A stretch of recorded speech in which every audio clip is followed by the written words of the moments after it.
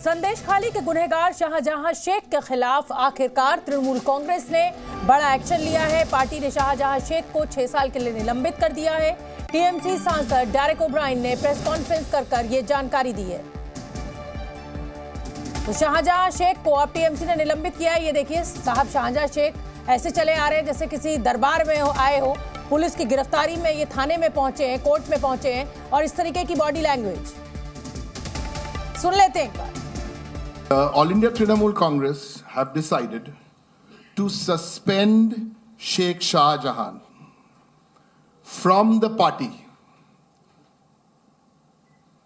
for 6 years. Read my lips. Suspend him for 6 years.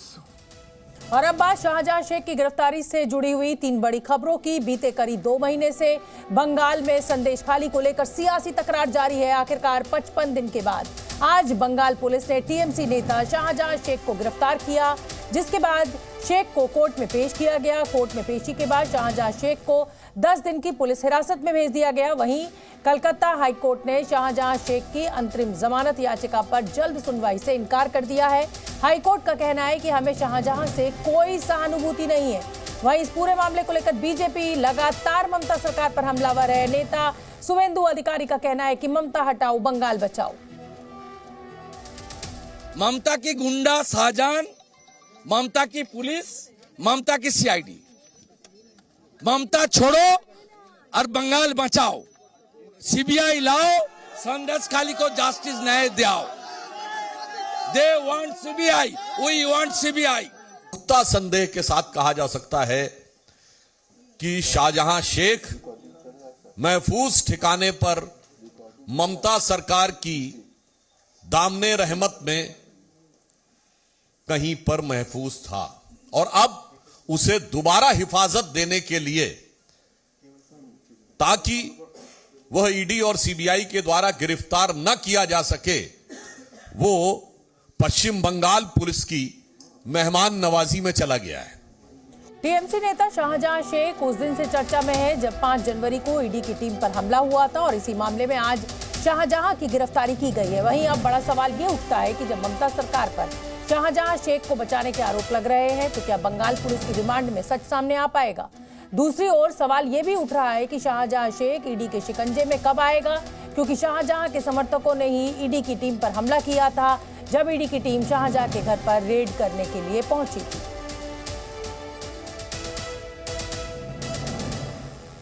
Shahjahan Sheikh की गिरफ्तारी के बावजूद जहां एक और सियासी बयानबाजी का दौर थमने का नाम नहीं ले रहा है, तो वहीं दूसरी ओर संदेश खाली की महिलाओं ने आज जमकर जश्न मनाया। दरअसल संदेश खाली की महिलाओं ने शाहजहां और उसके 2 गुर्गों पर यौन शोषण और जमीन हड़पने का आरोप लगाया था, जिसके बाद से ही बीजेपी लगातार ममता सरकार पर निशाना साध रही थी।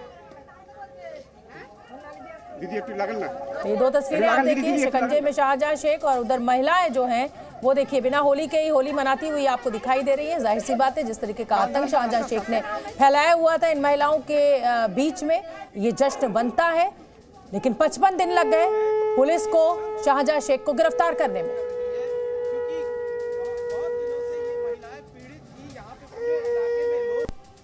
संदेश खाली से संवाददाता समित सेनगुप्ता ने हमें एक रिपोर्ट भेजी है, वो आपको दिखाते हैं।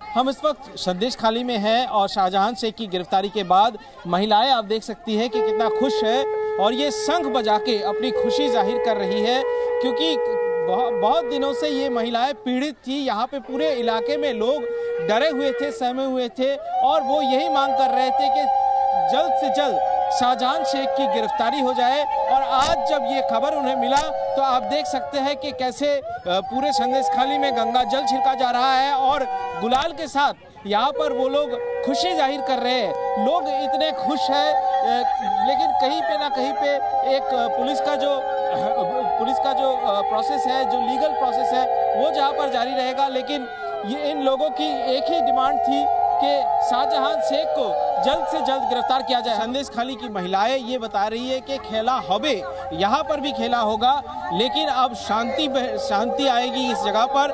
आप देख सकते हैं कि आज किसी एक भी महिलाओं का मुंह ढका हुआ नहीं है, क्योंकि आज ये खुलकर सामना कर रही है, सब कैमरे के सामना कर रही है, क्योंकि इनके मन से वो डर निकल रहा है, क्योंकि शाहजहां शेख को यहाँ पे इनके पास इंफॉर्मेशन मिल गया है कि शाहजहां शेख की गिरफ्तारी हो गई है, और इसी तरह ये खुशी जाहिर कर रहे हैं। कैमरामैन फेलिक्स के साथ सुमित सेनगुप्ता, संदेश खाली, जी मीडिया। तो जी न्यूज संवाददाता समित सेनगुप्ता मेरे साथ इस समय लाइव जुड़े हुए हैं। समित, तभी हमने आपकी रिपोर्ट अपने दर्शकों को दिखाई कि किस तरीके से महिलाएं जश्न मना रही हैं। 55 दिन लग गए बंगाल पुलिस को शाहजहां शेख को गिरफ्तार करने में। तो आज तो बस यही लाइनें याद आ रही है कि बहुत देर कर दी हुजूर आते आते। लेकिन चलिए, अंत भला तो सब भला, कम से कम अब कोर्ट में केस चलेगा और इसको सही न्याय तो मिलेगा वहां की महिलाओं को।